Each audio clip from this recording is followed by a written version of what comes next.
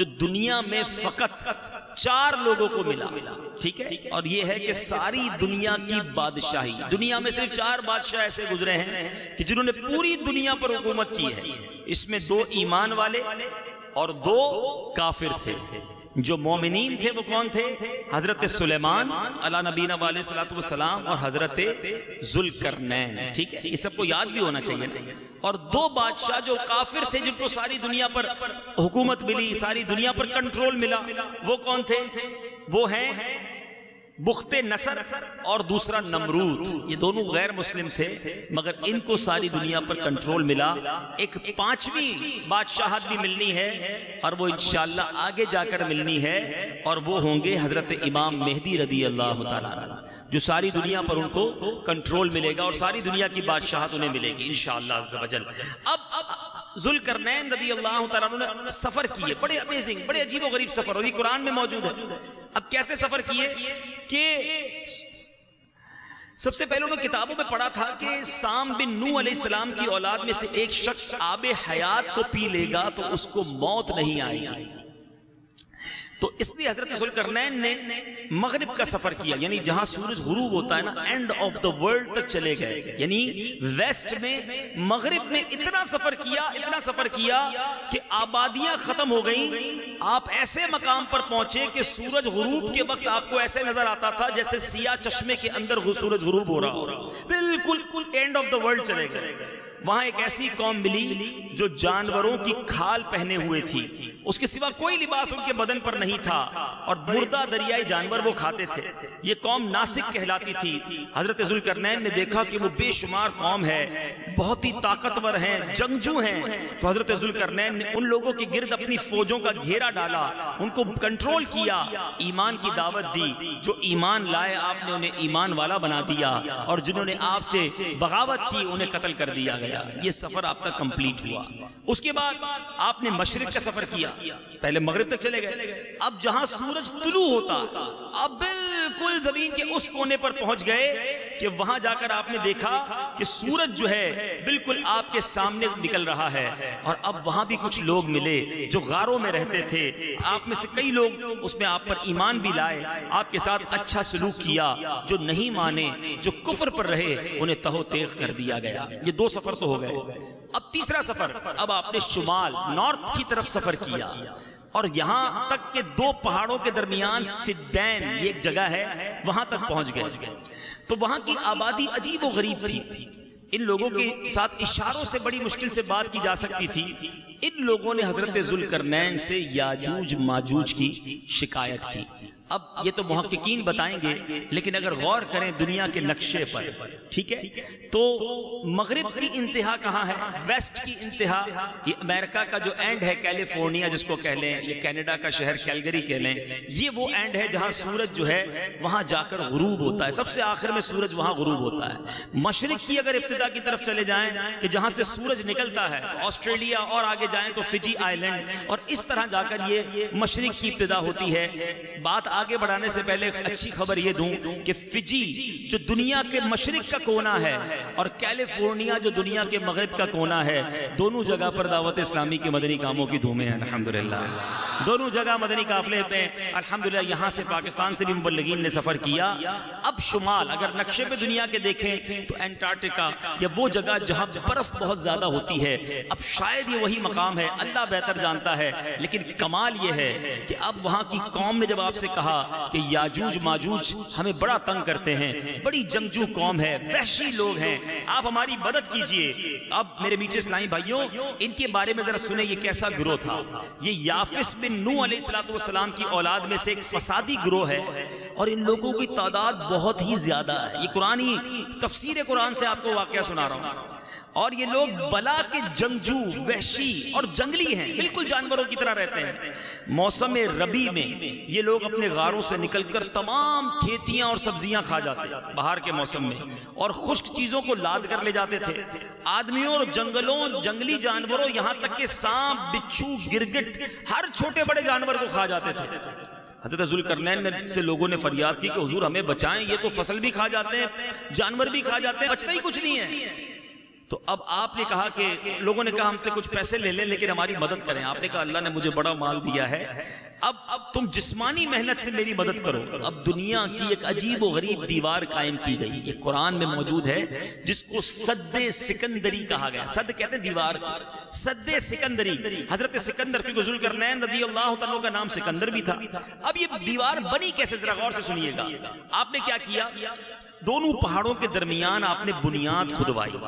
جب پانی نکل آیا, اتنا کھدوایا کہ پانی نکل آیا, تو پھر آپ نے پگھلائے تانبے کے گارے سے اس پر پتھر جمائے, لوہے کے تختے نیچے اوپر چن کر ان کے درمیان لکڑی اور کوئلہ بھروا دیا اور اس میں آگ لگوا دی. اس طرح یہ پہاڑ کی بلندی تک دیوار بنائی گئی اور ان دونوں پہاڑوں کے درمیان کوئی جگہ نہ چھوڑی گئی. پھر پگھلایا ہوا تانبا دیوار میں پلا دیا گیا, تو یہ سب ملا کر ایک کانکریٹ نہایت مضبوط دیوار بن گئی. اس طرف یاجوج ماجوج رہ گئے, اس طرف یہ قوم تھی, اور اب یہ قوم سکون کے ساتھ رہنے لگی.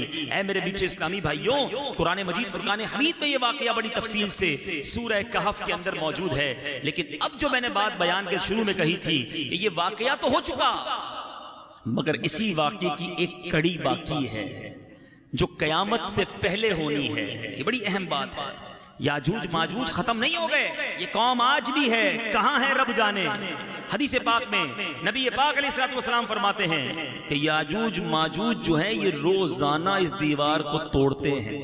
جو انگریزی کے اسٹوڈنٹس ہیں نا, انٹرنیٹ کو جو سرچ کرتے ہیں وہ دیکھیے گا گوگ مگوگ, یہ آج بھی دنیا, صرف یہ اسلام میں نہیں ہے, یاجوج ماجوج کو صرف مسلمان ہی نہیں مانتے اس واقعے کو, یہ اور مذاہب کی کتابوں میں بھی لکھا ہے, اور وہ بھی کہتے ہیں کہ گوگ مگوگ جو ہیں, یاجوج ماجوج جو ہیں, انہوں نے آنا ہے اور یہ قیامت سے پہلے آنا ہے. تو بہرحال یہ دیوار روزانہ وہ توڑتے ہیں, میرے آقا فرماتے ہیں, اور جب محنت کرتے کرتے توڑنے کے قریب پہنچ جاتے ہیں تو ان میں سے کوئی کہتا ہے کہ چلو کل پھر آ کر توڑیں گے.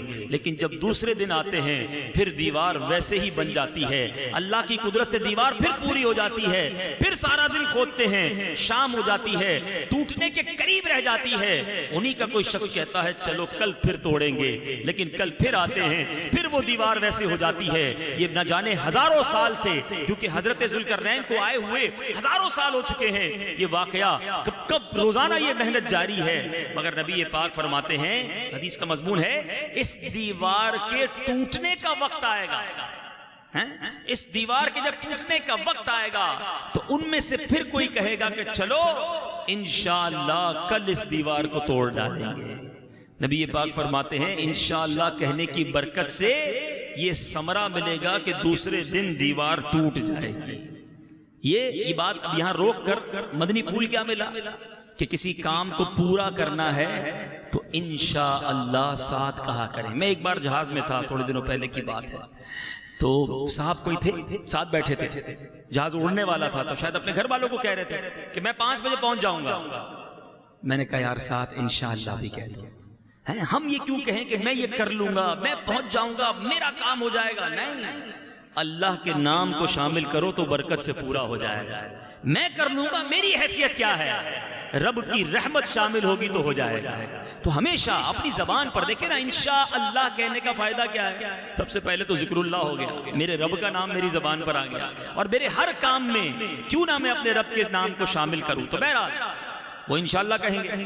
حدیث میں آیا کہ اب دیوار ٹوٹ جائے گی, اور جب دیوار ٹوٹے گی آقا فرماتے ہیں قیامت کے قرب کا منظر ہوگا, قیامت آنے والی ہوگی.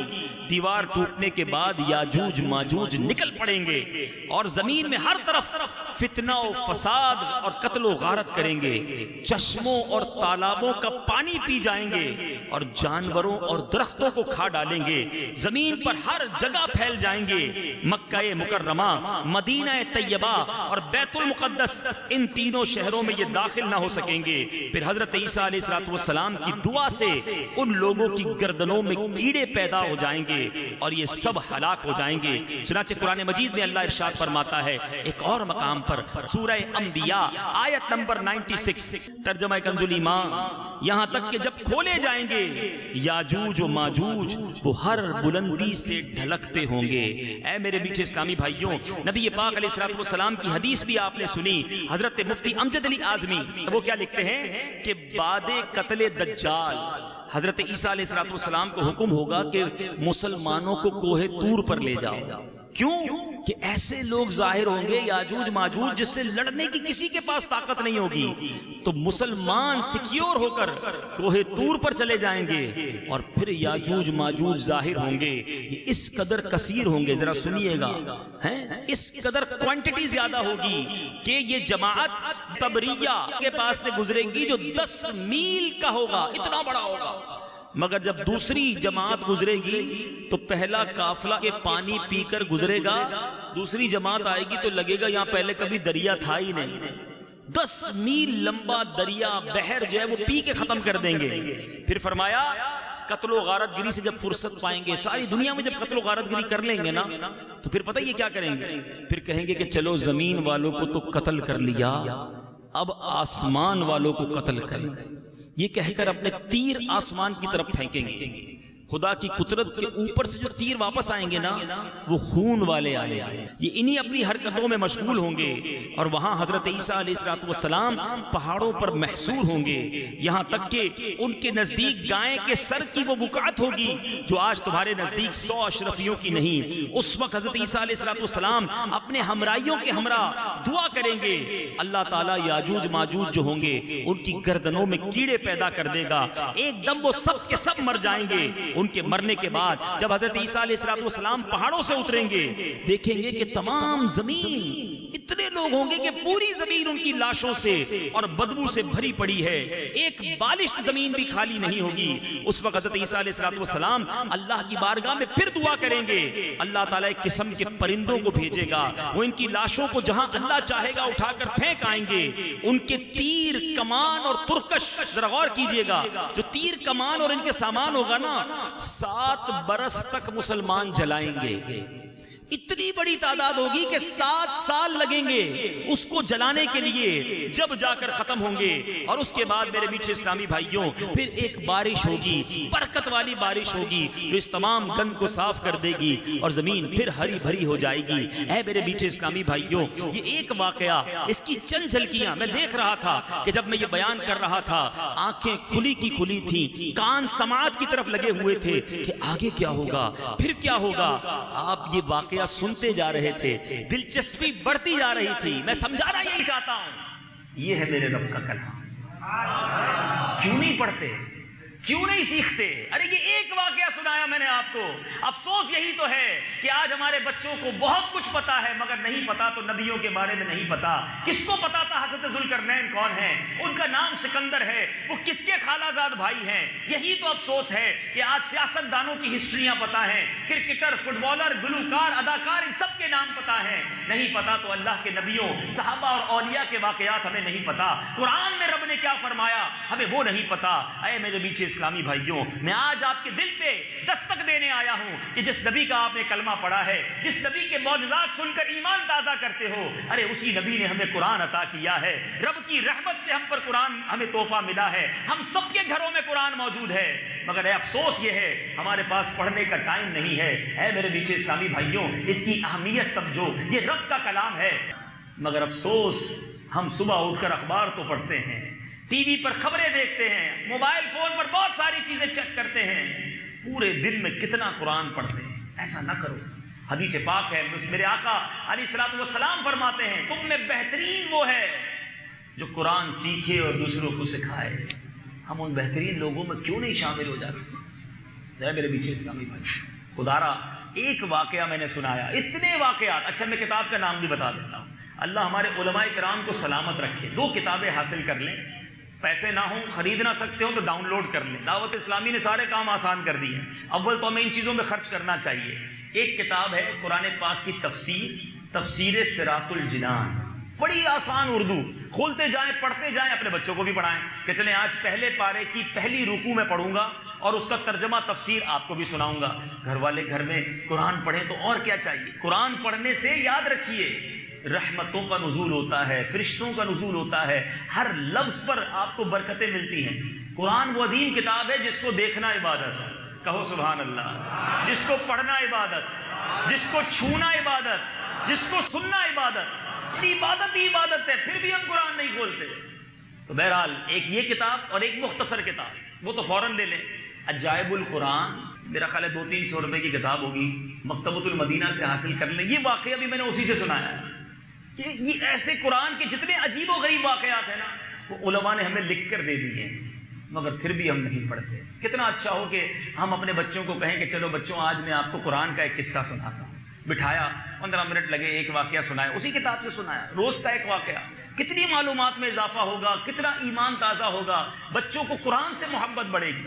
اے میرے میٹھے اسلامی بھائیوں، کلام اللہ کو پڑھیں، اس کی برکتیں حاصل کریں۔ ہم اللہ سے دعا کرتے ہیں کہ یاجوج ماجوج کے فتنے سے ہمیں محفوظ فرمائے، دجال کے فتنے سے ہمیں محفوظ فرمائے، ہمارے ایمانوں کی حفاظت فرمائے، اور قرآن پاک سے ہم سب کو سچی محبت عطا فرمائے۔ میرے اعمال کی اصلاح